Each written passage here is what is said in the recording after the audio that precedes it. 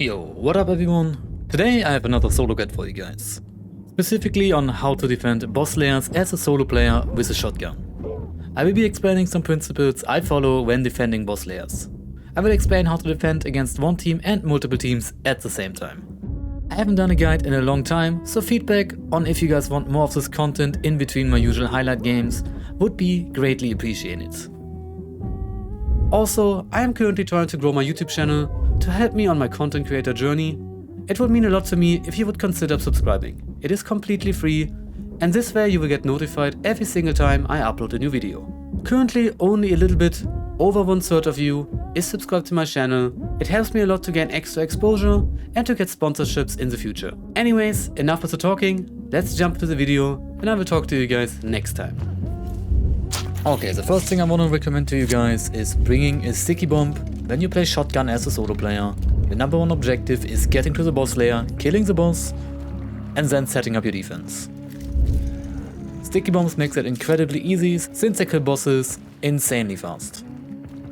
You really don't want to get caught while doing the boss, but in this example I actually do get interrupted while killing the boss, so I can explain to you guys what I usually do when that happens. Here is Sticky the Butcher. I hear that AI is aggroing. The boss was white before I started, now it turned red. I hear where they're coming from. I brought death traps, I can highly recommend those, you don't have to bring them, but they're really helpful. Place one at the door that they are most likely gonna push. Fall back on the other side of the layer, so I have a buffer zone between me and them, so I can hear footsteps. Get the first player who is trying to push me. Finish the butcher off with my penny shot. And their teammate died to one of my death traps. Honestly, I didn't need a death trap there, Concertina trip mine by itself would have been enough and I could have finished the kill with my secondary. Now that I have killed the boss, it's time to set up my defense. I was looking here for the third player, it was just a duo, so I started burning and we're gonna skip this part here.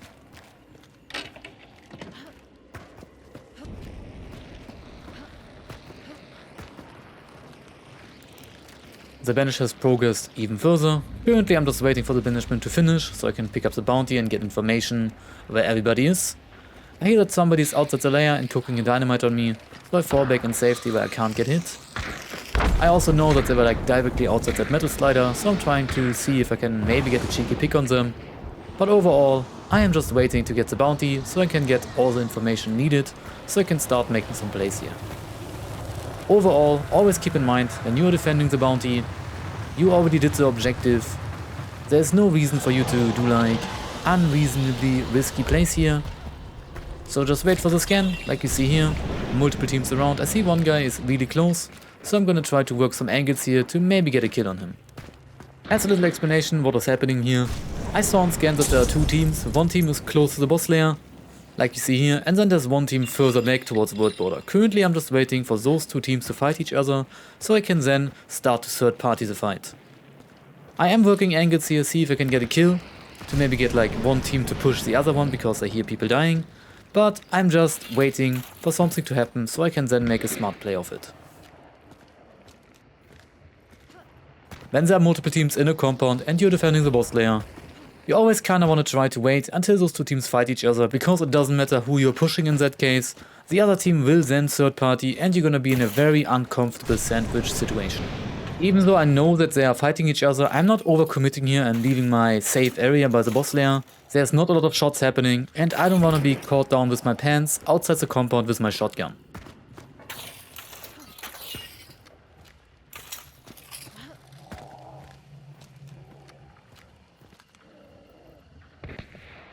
Here I get my first pick.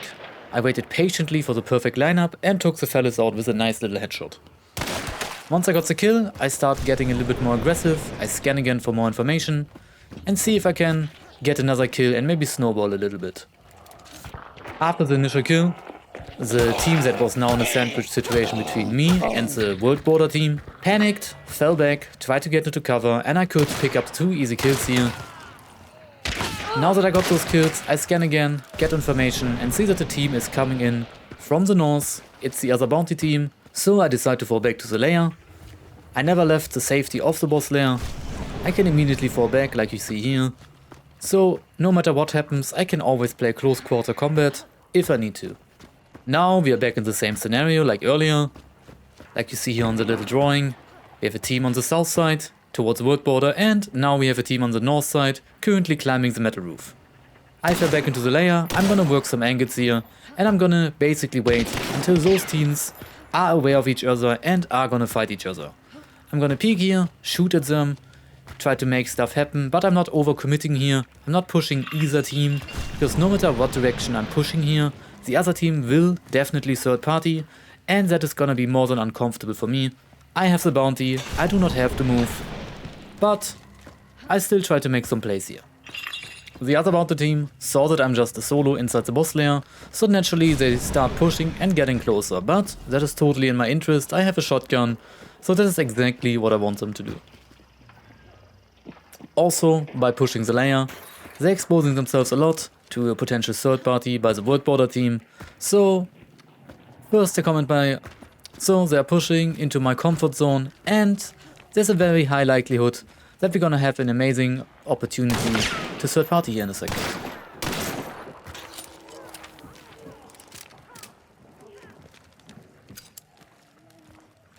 Like you can hear, the world border team came closer after I started shooting the north team, the team that came with the other bounty.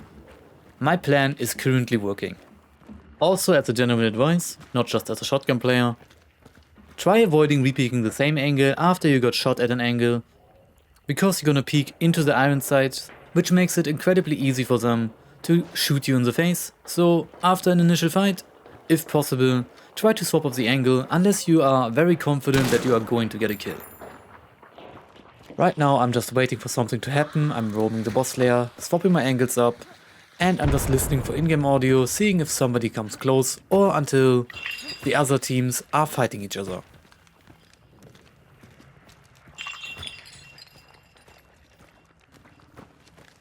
I do hear that the world border team is getting closer and closer. I just heard somebody cross the water. So I'm just delaying here and waiting for the outside team, the world border team, to get close enough so maybe something is happening, or the other boss team getting impatient and trying to make a play.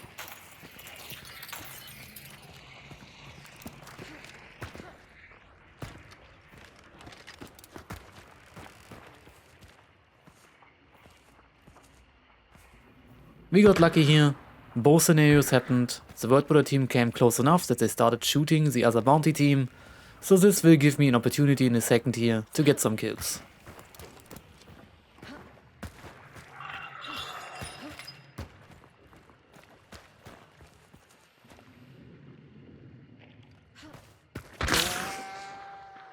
Overall, in multi-team fight scenarios, it is very rewarding to be a little bit more patient.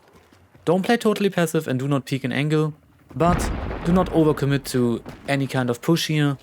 Everybody's just waiting for an opportunity.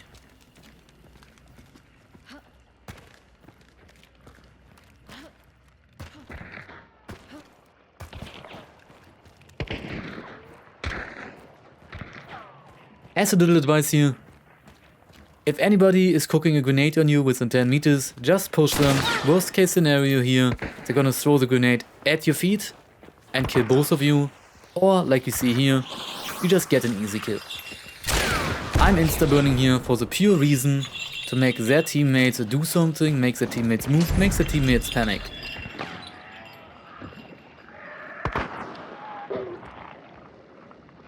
The outside team, the world border team, finally third-partied and got a kill on the bounty team. So now I heard that their teammate jumped off the high ground, I think they were on the metal roof, and are going for the revive. Here I heard the reviving sound, so I push the corner, get one kill on the Lulu, grab the scan of the burning teammate to get an information where everybody is, see that I can easily push the second guy close as well without being in danger, so I peek the corner again and get a second kill. In those multi-team fight situations, very often it is worth it to first get information before doing a play, because even though I exactly knew where the other person was that just got revived, if I peek them, push them, while the other team is holding multiple angles on them already, I am in danger, I could die there, and there's no way of me coming back if the third party, the world border team, gets me there. Now it's me against one team, 2 teams are down on the floor, so it's time to swap up our strategy a little bit. When I'm defending the boss layer against one singular team, what I usually try is roam around my boss layer, peek multiple angles, and try to isolate the person that is a little bit further away from the teammates. 2 of them are towards Wolf's Head and 1 guy is on the metal roof. So currently I'm trying to get an angle on the metal roof player.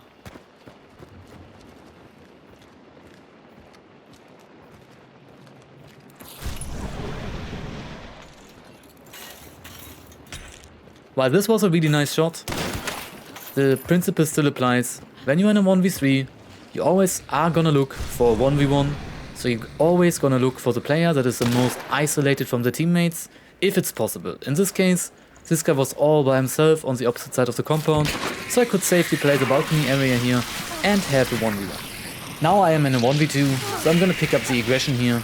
I don't want them to revive. First thing I'm going to do here is swap my Doge for another secondary, since I'm almost out of ammo. I already dropped my ammo box, so I'm picking a 1v1 with the closest player here, and, like you see here, finish her off with my officer. Now that we are in a 1v1, I'm playing even more aggressive, making sure that the last person on the team doesn't get a revive. I will die here once, but basically what I'm doing here is playing both buddies, play aggressive, get a little bit lucky towards the end, but I hope this first fight gave you a good understanding how to defend the boss layer against multiple teams. As a little summary, don't overcommit to one team, you don't want to get sandwiched, play your boss layer, wait for third party opportunities, don't play too passive, but at the same time don't overcommit, peek angles, try to get kills, and once you see an opportunity, get a kill, fall back to the layer, rinse and repeat, until you're down to one team, pick up the aggression, isolate 1v1s, and then finish the fight.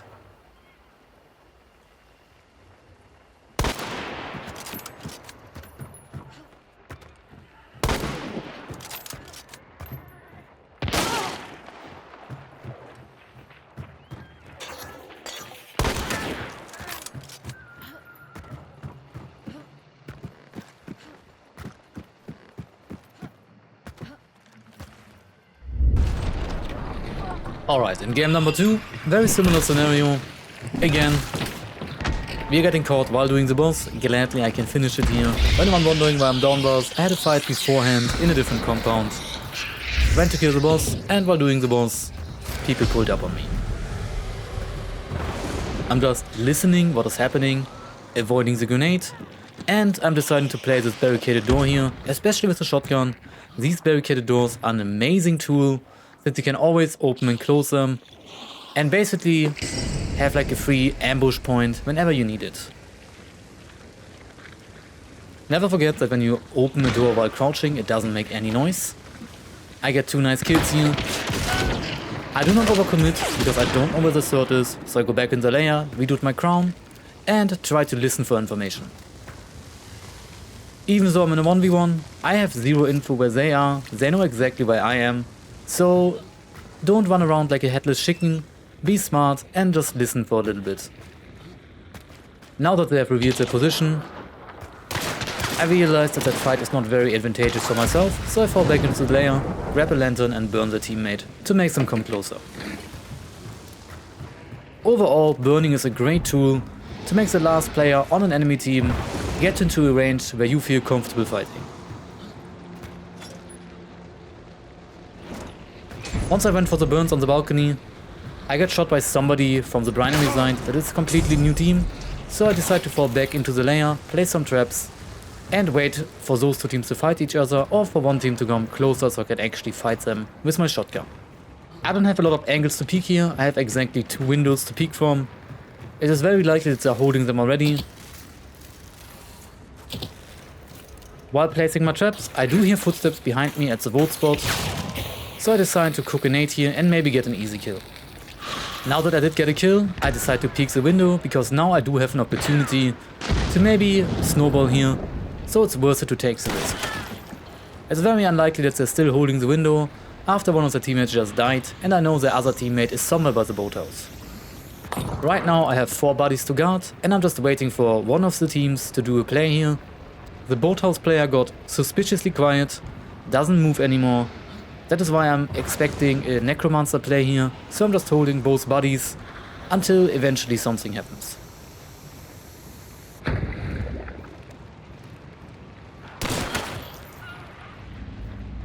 The first team's third teammate does a really smart play here.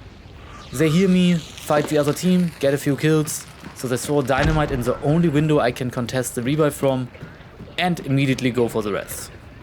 I can't do anything to stop that. I will just have to allow it here.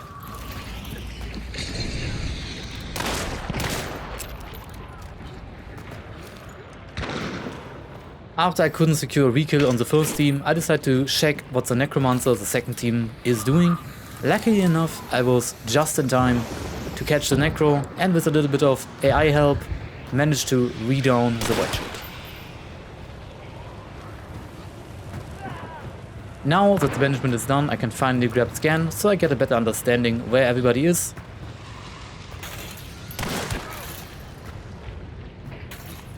I don't want to overcommit here and push either team without information, because I know the boathouse player is spam necroing, playing very passively. I don't even know what gun he has yet. It is very likely when I try to push him without scan that he will just shotgun me or fan me out of a corner or similar. While at the same time I cannot commit to finish off the first team, because if I leave the layer now, it is also very likely that the boathouse team is gonna decide to third party, or worst case scenario, even take the boss layer away from me and then camp inside.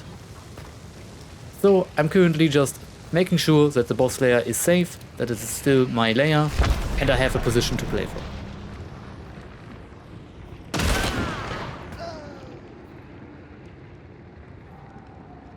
After the initial 2 kills, I fall back into the layer to heal. I know that the garage team knows that I'm fighting the other team, which gives them opportunity to revive their third teammate. Sadly, I couldn't catch the revive, so they're back up to 3 players.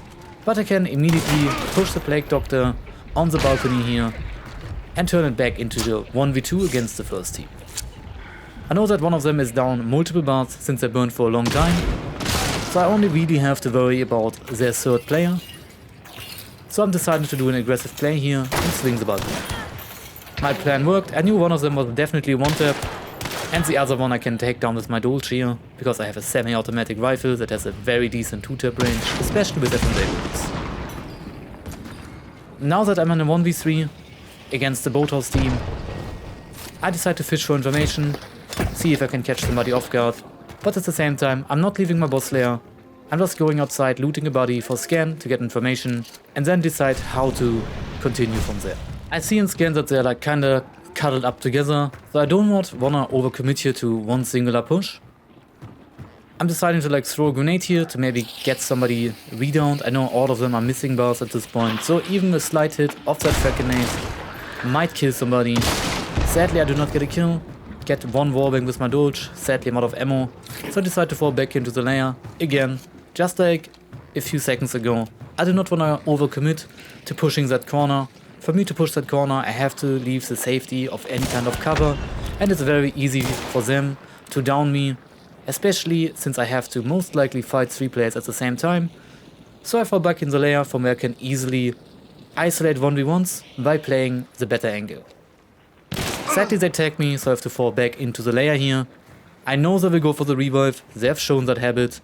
So I use that time to immediately go up and force a 1v1 with my shotgun, since I know they're gonna be on that walkway, which is the perfect position for me to maybe pick a kill or 2.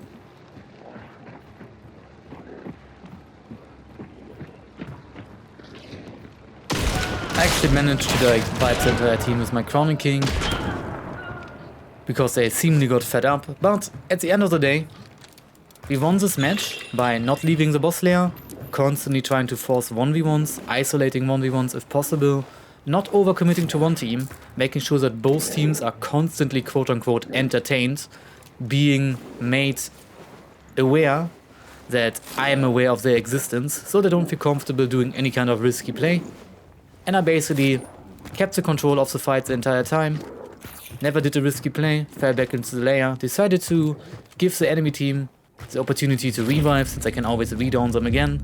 As a solo player, it's very important to sometimes make the active decision to not hold a body, to let the enemy team revive, and to just be like, I'm good enough, I downed them once, I can down them again.